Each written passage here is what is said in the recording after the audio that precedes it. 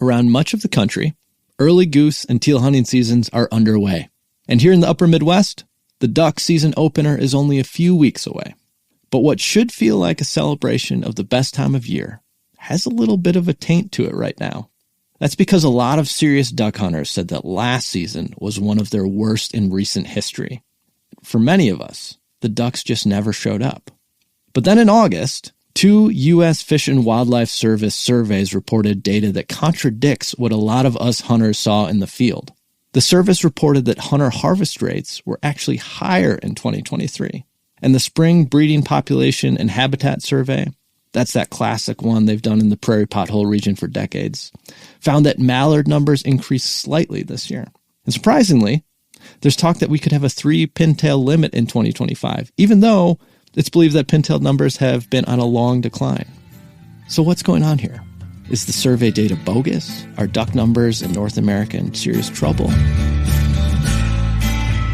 I'm Editor-in-Chief Alex Robinson, and to help answer some of those questions, I'm talking to our executive editor, Natalie Krebs, today on the podcast. Natalie has interviewed a bunch of waterfowl biologists as well as veteran duck hunters in multiple flyways. She's dug into the data, and all duck hunters should hear her explanation before we head into the 2024 season.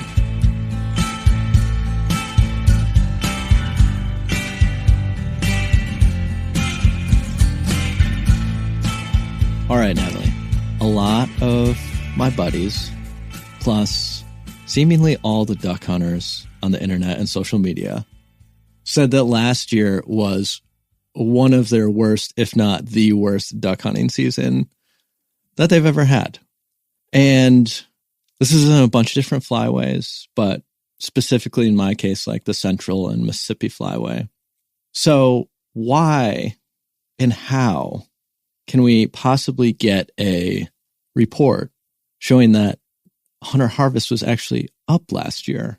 And after you explain that, let's kind of get into the details of why so many hunters just don't believe data that's coming out of the U.S. Fish and Wildlife Service in relation to duck numbers right now. Yeah, those are great questions. Let's start, like you said, with the hunter harvest report. So there are 2 reports that recently came out from U.S. Fish and Wildlife Service. One of them was the annual population survey where they go up and they count, nesting, brooding birds as best they can, all up in the prairie pothole region and, the Dakotas, all that sort of area they've historically done since the 1950s. That was one report.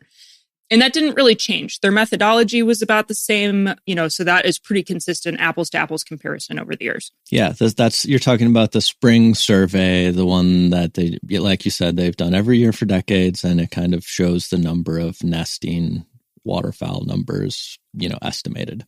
Yeah, exactly. The other one is the hunter kind of participation and harvest survey result. And so that is the one that a lot of hunters and also some biologists that I talked to really are scratching their heads over, is maybe a nice way to put it, depending on who you talk to. And this is called HIP, right? Like before you buy your duck license for the year, you have to fill out this HIP survey, basically everywhere, every state. We all have to do this. Yeah, exactly. So technically, the name of this report, Migratory Bird Hunting Activity and Harvest, and this was published in August for the last couple of seasons. And essentially what this thing came out and said is it has this disclaimer in it that basically is like, we changed some methodology and they don't really explain how, but the number that comes out at the end is that basically we added more than 100,000 duck hunters this past season and hunter success rate was up. So in a year that all your buddies are saying they had a terrible season and they were not shooting as many ducks, this report comes out and says, hey guys, that's not true. We actually added a bunch of duck hunters and you guys killed ducks just fine. So that part, I don't necessarily have an exact answer to. I have tried to talk to some folks at U.S. Fish and Wildlife Service. I've not heard back yet. And essentially, nobody's quite sure. Nobody's quite sure why this has happened yet. But duck hunters know that we for sure didn't add that many duck hunters. And so essentially what's changing is they're tinkering, as best we can tell, they're tinkering with the formulas that help estimate number of hunters. And they get that from the HIP survey. Like you mentioned, we get it from, for instance, like how many state level duck stamps are sold. And those numbers don't always match up exactly to duck hunters, right? Because somebody might buy a stamp but not go hunting. So we don't have a perfect way to count duck hunters, but we know for sure they didn't go up that much. So it's not surprising that duck hunters are generally suspicious of that report. And then when you see that in comparison with a population survey that's published at the same time that says mallards are up 8% over last year, then they kind of also might start to question that data. And I will say those numbers in particular, the biologists that I talked to, they feel pretty confident about those numbers. They're not too suspicious about that stuff. It's apples to apples. They've been counting stuff the same way every year. And an example there is like, it's not a perfect science to try and count ducks, particularly if you're looking for nesting mallards and they're hiding in the grass when you're doing a flyover survey. Like you have to come up with some sort of scientific model to estimate it. They're estimates. But if you take that imperfect model and you do the same thing every year, you're still getting a relative measure of how stuff is changing every year, even if you can't say we have exactly X number of ducks, if that makes sense. No, that makes sense to me. Let's go back to the one that people are most suspicious about, which is the harvest survey information. Do you have because they do it by rates, right? Like a harvest rate. So do you have the harvest rate from last year compared to the year before? What were they? Well, okay, so that's my bad. The number I initially cited before the call was a rate of participation, like in the HIP survey. These numbers I'm about to cite have actual numerical estimates. So during the 2022 season, about 815,000 hunters harvested 8.2 million ducks. The numbers they published for this year are much higher, and again, using a different secret sauce. So I'm not supposed to compare them, and I'm not gonna. I'm just gonna state what they estimated for 2023, which was last year, 1.2 million waterfowl hunters harvested an estimated 14.7 million ducks. So you cannot help but wonder how we could be so off in at least one of those years or both. Yeah, plus more hunters. So yeah, that just means that we shot a lot more ducks in 2023 and 2024 season than we had in the past, which, like I said, everyone on the internet and all my buddies were like, no, our duck season was horrible. It sucked. There's no ducks. All the ducks are gone. So, you've already kind of went over that it's a change in methodology. We don't know exactly what the change was, but, it does kind of put hunters in this position where what the data is saying doesn't match what they're seeing in the field. A lot of these folks have been hunting the same places for decades, right? They've seen, high duck numbers and low duck numbers and kind of everything in between. I'm not sure that there is a general consensus because no one likes to argue with each other more than duck hunters. But what are some of the ideas out there about why hunters aren't seeing ducks and aren't shooting ducks the way that they used to? And after we kind of get into the hunter experience, then we'll get into the biology of it. If you're a biologist listening to this and you're like, wait, what are these guys doing? Don't worry, we're going to get to the science second, but I want to get the duck hunters' take first. I mean, the main kind of complaint is just there aren't as many ducks as there used to be, which is true. That the population survey bears that out. That matches up, that data matches up with the hunter's experience. So hunters are saying we're not seeing as many ducks and we're not seeing them where we used to or as consistently. So that's kind of the main complaint, which does match up for the biologists listening. I mean, it does, but it kind of does, but it kind of doesn't. Looking at the waterfowl survey, they've got the different species on here, and just looking at the percent change from the long-term average, it's negative 16%. We're talking about mallards, negative 16%, down 16% from the long-term average. If you talk to someone in Arkansas from last year, they'd be like, it's down 99%, at least their kind of experience from the season. So the survey is indicating a fewer number of ducks across the board, but I don't think it's as dramatic as what hunters are experiencing. one of the biologists I did talk to had an answer for that particular situation. I talked to Chris Nicolai over at Delta Waterfowl, who used to actually be a Fish and Wildlife Service biologist, and now he works for Delta. I talked to him while he was like in between like radio fitting ducks and stuff yesterday in North Dakota. But he was saying that, yes, that's true for mallards that are breeding that would fly down to Arkansas. So the ducks that are being produced, like those, that habitat is down, those ducks are down. And so those ducks that would be flying to Arkansas aren't, but they are flying to Idaho and to Oregon. And so they're having banner mallards, not season, but like they have mallards there. And that's because the ducks that are flying there are doing well. So when you look at the 8% mallards are up, that's a continental wide figure. That does not drill down into the individual flyways in which ducks are going where. So that is the short answer to that. I think that's fair. And it is a good point. Like, you know, what hunters experience in one place during a given season, like while it is valid, like anecdotal experience, that doesn't really have anything to do with population, right? Yeah. Like that's kind of a big picture wildlife management philosophy is just generally like the individual animals, individual experiences do not translate to a population level scale. So what's happening with your deer herd, your local ducks, your turkeys are not necessarily reflective of the overall population health and national trends or continental trends. All right. So the duck hunters are seeing fewer ducks, and obviously that's a complaint. I know that there's a lot of controversy and kind of like opinions about season structure. And like, if we just changed our seasons up, then we'd have better hunting. So what's the scoop there? Yeah. So I talked to Brent Birch, who is an Arkansas duck hunter. He hunted through kind of like I guess he's in his mid 50s.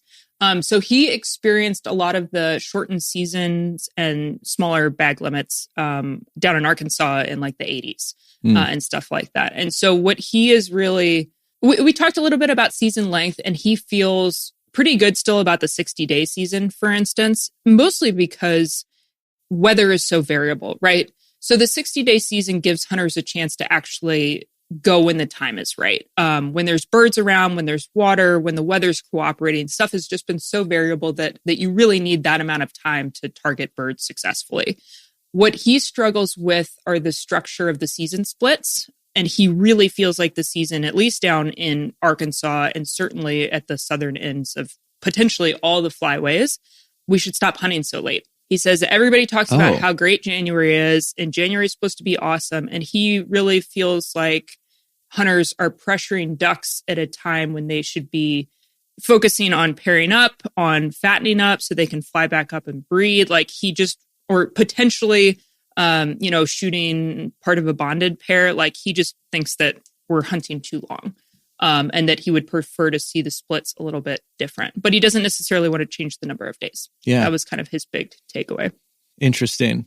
I imagine there's got to be people who are just like, who cares about that? Let's just give me more time when the ducks are here. Like, let us hunt later because they're not coming down to where I hunt until after the season's over. And this is so like area specific too. But his point, again, talking about Arkansas, which is, mallards are king here. He was talking about how there's all these splits in December, and part of it has been a little bit around like there's splits over Christmas, because I guess people were like getting into fights about like being late for like family Christmas dinner. And so finally like Arkansas Game and Fish is just like, okay, we'll do a split around Christmas, and it's super short.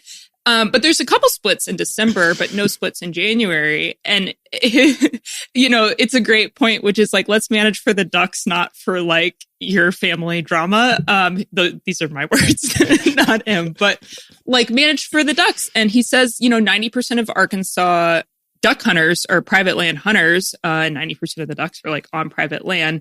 And a lot of the ducks are here in December. The water is on private land. And like that is the time when hunters would like to be hunting.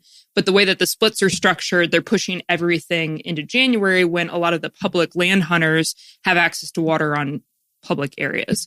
So there's definitely a lot of hunter experience and opportunity factors that are being considered in a lot of the season structure. And that's something that I've discussed a lot with a lot of the people I talked with is you're managing for hunter opportunity, right? People to get out and go. And what a lot of folks like Brent Birch and Lee Chose, who's up in Minnesota and hunts all over the place, longtime waterfowler, they argue we should be focusing on the quality of the experience too. So, if you're tinkering or if you consider tinkering with some of the traditional structure, such as reducing bag limits or the season lengths, potentially what you could do is create a better experience so that when you do go, you are seeing more birds or it's timed in a way that just makes more sense.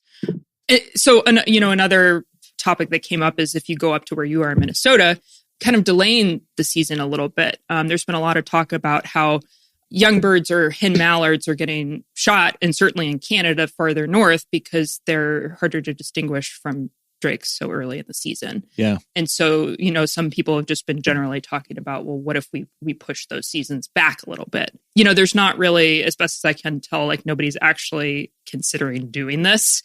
This is all talk from hunters right now about what might work. Hey, Arkansas people, don't come up where I am. There's no ducks up here. The survey said no greenheads. Yeah, 0 mallards in Minnesota, especially November. Go ahead. Oh, I just wanted to talk about bag limits a little bit because that was one thing that I heard consistently. And this was very different from duck hunters and biologists, which is, Lee Chose, who I talked to, he hunts all over the place. He hunts, he's an old school waterfowler, and he and his buddies would be perfectly fine with reducing the number of mallards they could shoot. Like if somebody told them their limit was down to 3, he's cool with that. Like there are some people who are so concerned about this that they are interested in reducing that. And his kind of takeaway is like, if nobody's going to change the regs because the other side of that coin is like potentially expanding pintail bags.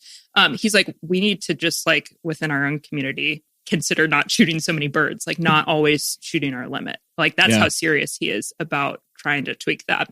I kind of like that's extreme. That's a big hill, especially with like the young dudes out there where it's like piles make smiles. And, so much of it is kind of whether you like it or not, a lot of it is like numbers driven, kind of how many limits did we shoot today, for big crew of hunters, like they're trying to, get those Instagram photos or whatever the kids are doing these days. But I do like the idea of making the quality of a duck hunt not focused on the number of ducks you shoot. Like there's plenty of hunts that I've been on where me and my crew have shot our limit or whatever, and it's been a good hunt and been a fun time. But there's also been times where I've been out by myself and maybe only killed 2 ducks or 3 ducks, but they like did it perfectly, and those 3 were actually more pleasing to me as a duck hunter than the group getting our 3 limits or whatever, getting the birds, everyone getting their birds. So I like what Lee's talking about there. I don't think that's super realistic for most people. Like Lee is kind of a elite level. He's like the Yoda of duck hunting, right? So he's kind of like, he's seen the other side, I guess, of like the hardcore young gun who's trying to like get them all, to like kind of the sage old duck hunter who just wants to like decoy in one good group and shoot his 3 greenheads and be done. But where I'm going with all this is, does it even really matter? Like, does hunter harvest have much of an impact on the overall duck population? Like, is there any data on that? Yeah, that is a great question, and one that it depends who you talk to. In general, I talked to a bunch of biologists for this, and they all had a slightly different answer. But the summary is generally like, the thing that matters most for duck populations is habitat. Everybody agrees it's a big problem. And like, if we could fix one thing, that's what we should fix. But the thing that we can more easily control are harvest regulations. And so that's kind of where it has much less of an impact, but it does have, most people will say, some impact. There are some biologists out there that say it has 0 impact, to which, Leah's like, well, if it has 0 impact, why do we have plug restrictions and season restriction. It's like all the things that we do. Right. Why do we have splits, right? Like, even if we're not necessarily affecting, say you could argue we're not affecting bird numbers, we are pressuring birds for sure. And so that gets a little confusing. But yes, I do have stats on this. But an example, like a really good example, is if you get into like the hen debate, like why are we still allowed to shoot, for example, 2 hen mallards in our bag? I talked to Thomas Reiki, and he is over at the University of Montana. He's like a duck population biologist. Like, he understands all of the statistics that like a lot of us just look at this report and we're like, what does this mean? He knows exactly what it means. But he's also been specifically focusing on sex ratios between hens and drakes. And that's something that duck hunters are also talking a lot about. So as he said, like, of the adult females that they banned, about 1 in 20 is shot by a hunter. Like, and that is like, maybe that sounds like a lot, but it really, in the grand scheme of like population numbers, it's not. He says, like, hen mallards, like the risk of a female dying from natural causes is almost 10 times greater than the risk of being shot by a hunter. And, he says that it's a massive misconception. It's because, like, you go out and if a hunter shoots a hen and they see a dead hen in their hand and their buddy shoots a hen, and then they start to be like, well, I don't see any hens that are flying around. That experience is very powerful and contributes to just the general perception that we're all shooting all the hens. So, I mean, to the question of does harvest matter? Yes, it does matter to a certain extent. That is 1 out of 20 hens, one of which was killed by a hunter.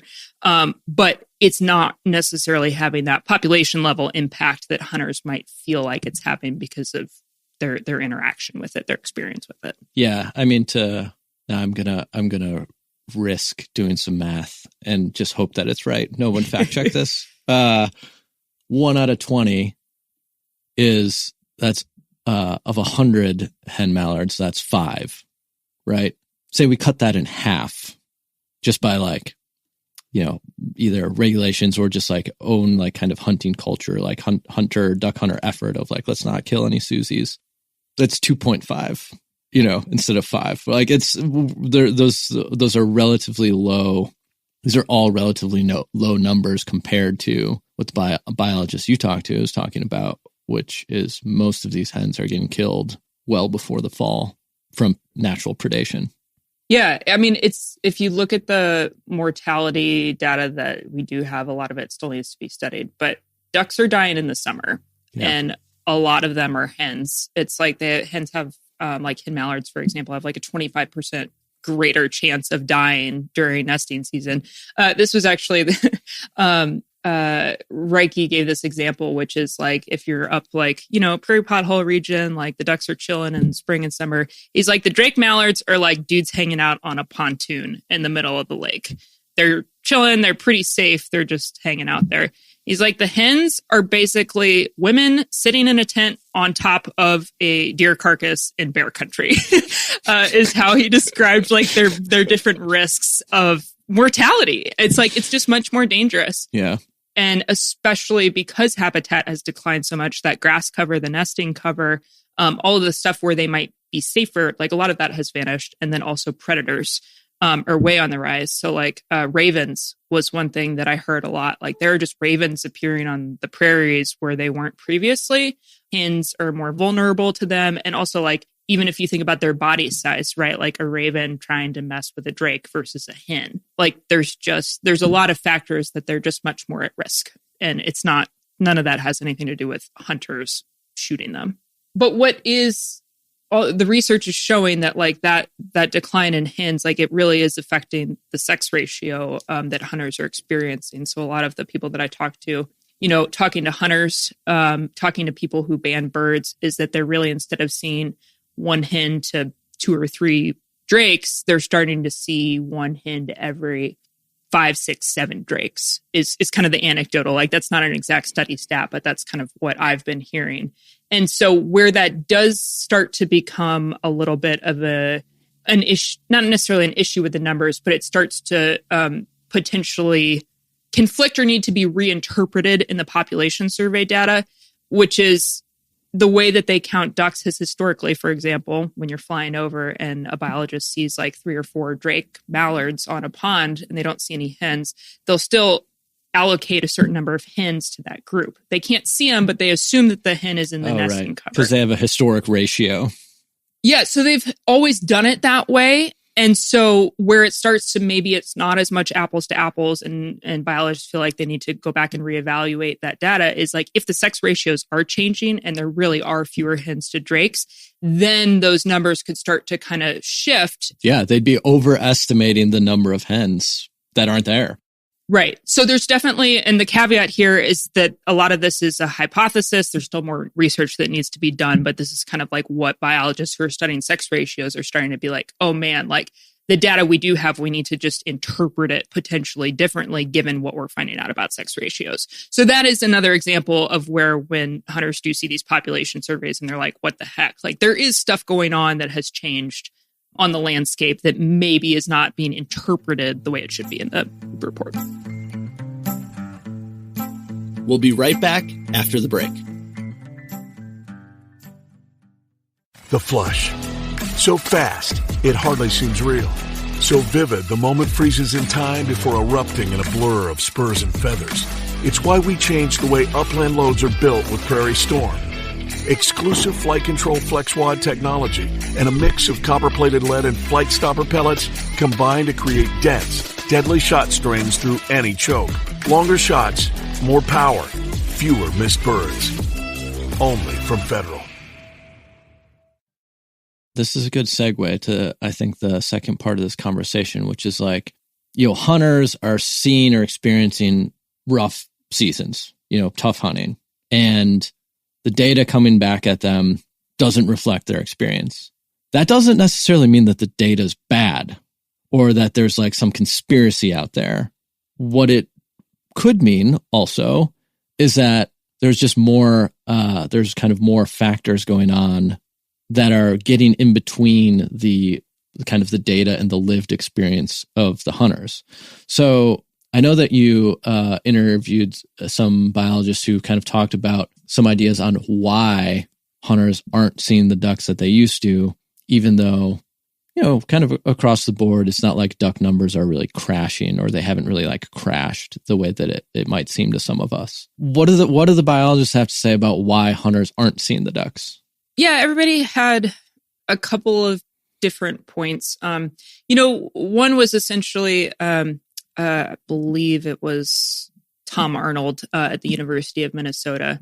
But he basically is like, he hears people say, where are all the ducks? And the kind of the GPS tracking, like all the telemetry studies on ducks show that they're still there, but they're really, really good at finding refuge. So for instance, like they are going to places where they can't be hunted. They are becoming more nocturnal. So they're feeding in the evening. And so it's just a matter of they're there, but they are smart and they have wisened up to all the pressure. This is particularly the case also like lower in the flyways, just talking about the pressure that those ducks receive by the time they get down farther south, they're just super smart about it. Hold on one second. Is Arnold's idea then that we should allow some hunting in previous refuges? That sounds like an Alex Robinson idea. Oh, okay. Just checking. Yeah. No, nobody threw that one out there. Okay. But this is less to do with numbers, right? So like if it really is more about we're shooting fewer ducks than we used to. But Chris Nicolai at Delta Waterfowl was talking about how the studies show that like the birds that hunters do shoot tend to be, right, they're younger, and they're also weaker body condition. So if we're killing younger ducks, especially also if we're having like poor recruitment years. So say we've had a bad hatch for a couple of years, like there aren't as many young birds as there used to be, which is true.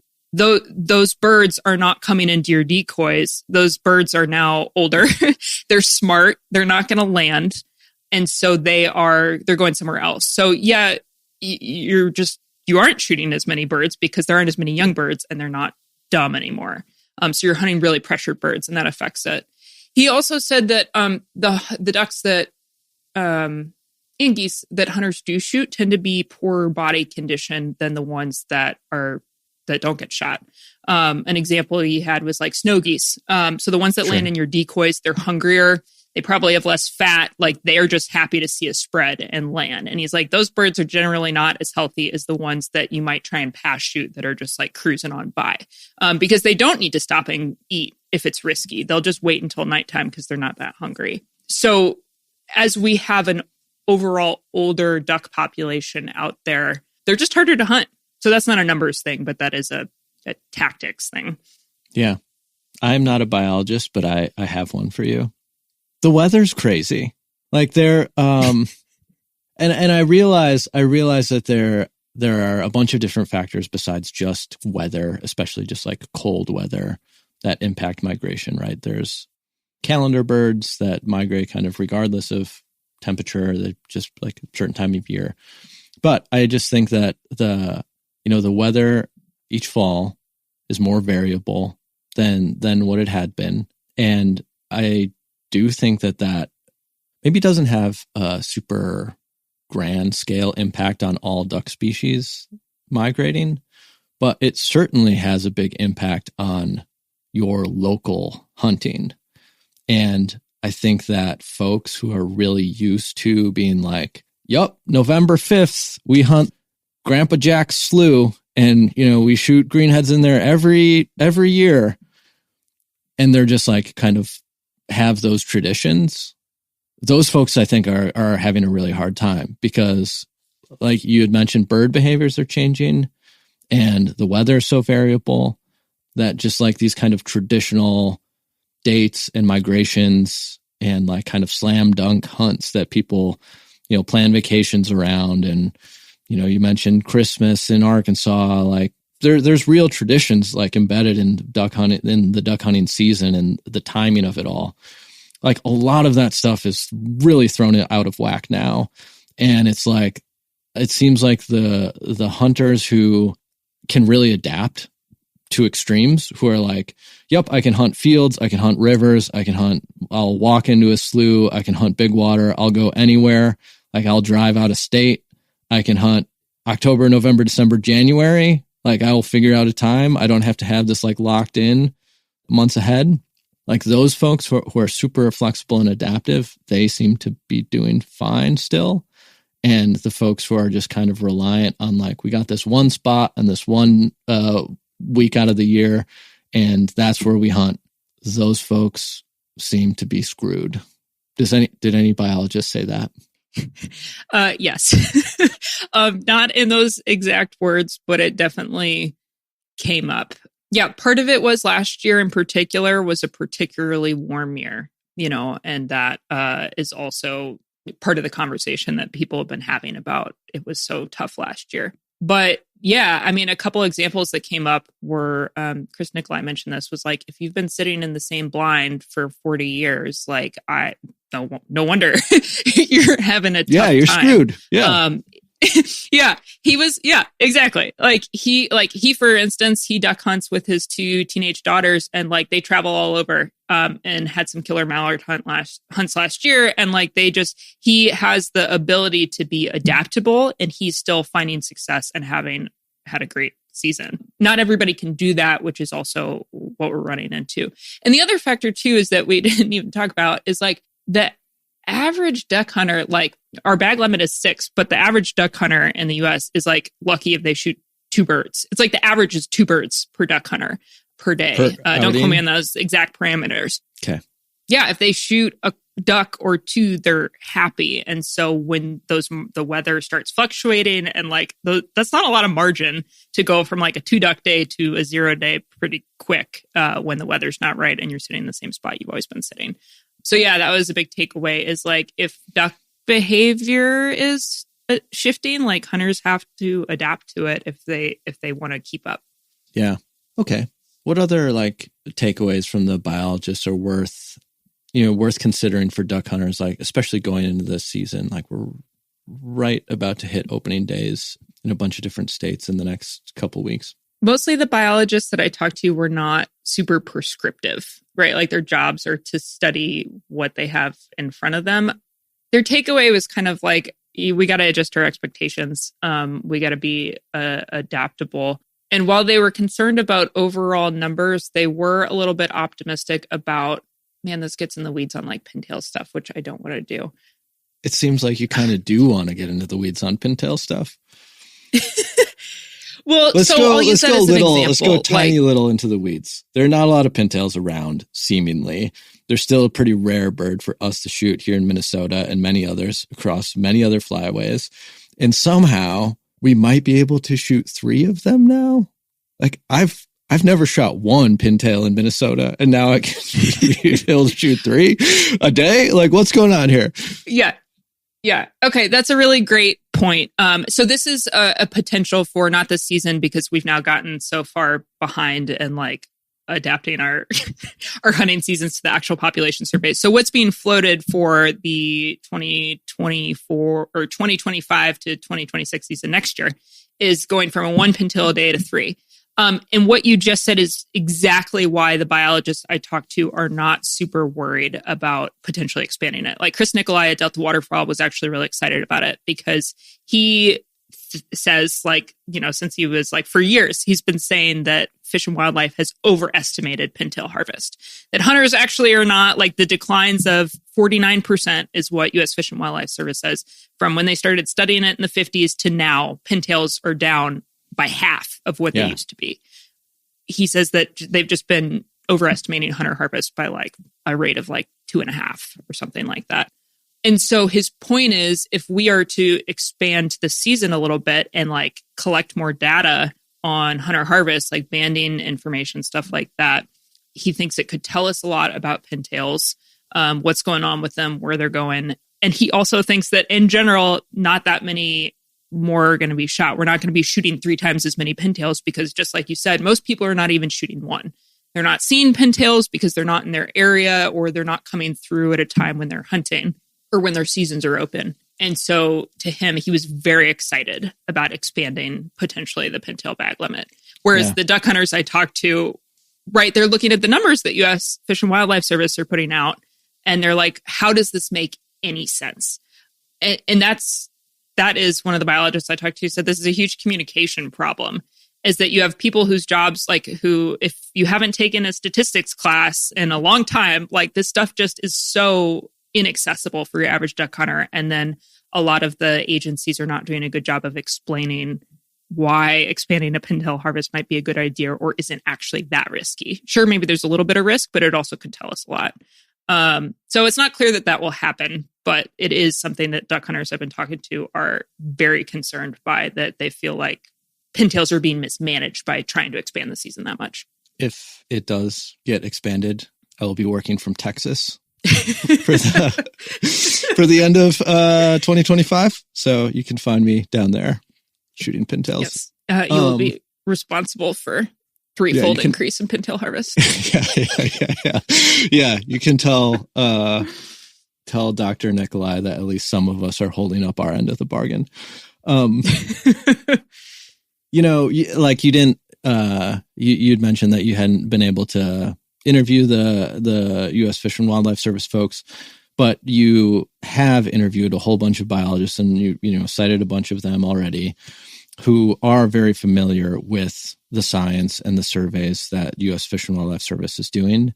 And like the folks you talk to are duck hunters, right? They're not like liberal plants, anti-hunting spies, like embedded in, government agencies, right? These are like folks from Delta Waterfowl. They've dedicated their whole lives, their whole professional lives to the expansion of waterfowl numbers, habitat hunting. That's what these people live for. So if there was something really shady going on, something really bad going on with U.S. Fish and Wildlife Service and this data, I have to believe that these folks would be among the first to raise the red flag, to be a whistleblower. They don't seem to be doing that. Can you talk about kind of how they view this data and these surveys and explain kind of what's going on with U.S. Fish and Wildlife procedures? Yeah, that's a great question. And, the people that I talk to are duck hunters. Also, the people putting together these population surveys are duck hunters. And that was one thing I heard over and over again is like these U.S. Fish and Wildlife Service employees are duck hunters. They're good people, and they're working really hard. They're just in a tough spot for a couple reasons. One big thing I heard over and over again is that the migratory bird program has not had a budget increase in like nearly 2 decades or something like that. So in addition to having to do the same work with a budget that hasn't grown, it's the relative spending power is lower because of inflation. So that's a huge one. There's also all of these additional programs that are getting housed under it that they have to pay for, but they're not getting more money for. And that's basically incidental take. So like black vultures here in Arkansas and like are a huge issue. And so, or, cormorants or pelicans, like all this stuff that has to be dealt with from like a mitigation perspective that are migratory birds, like this program is paying for that, but they're not getting any more money. So while there haven't been budget cuts, it's essentially like a budget cut. So that was one thing Reiki said was like, instead of being upset about like what the surveys are saying, we should be upset that we're not properly funding Fish and Wildlife Service to give them the money to do what they need to do. Like that, which is a great point. It's like easy to complain about stuff, but like they don't have resources that they used to have at their disposal. So that's a huge issue.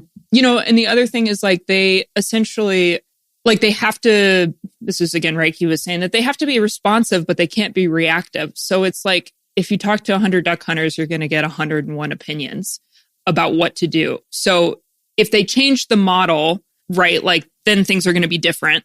But if they don't change the model, then they get criticized for not changing it, not adapting. And science moves slowly. Like it takes years and years to collect all this stuff. So they're dealing with a lot of, it's also the federal government. They're just dealing with a lot of factors that just make their job really challenging.